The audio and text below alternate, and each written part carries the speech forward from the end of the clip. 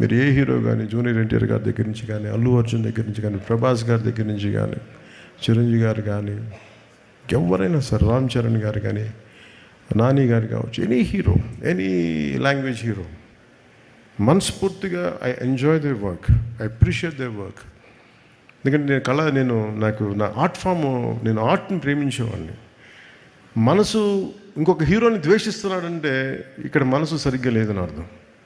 అందుకని నాకు అలాంటి ఇప్పుడు థాట్స్ ఉన్నాయి. అందుకని అందరి హీరోల అభిమానులకి మై అడ్వైస్ ఇస్, ఇంక్లూడింగ్ నా అభిమానులతో సహా, stop doing this fan wars.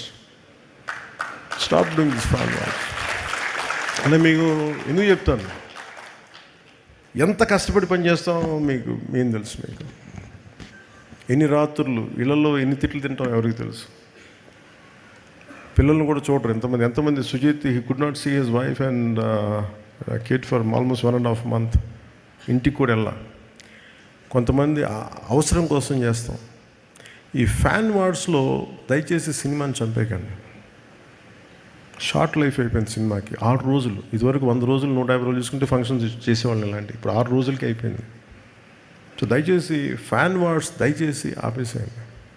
Let us appreciate each other.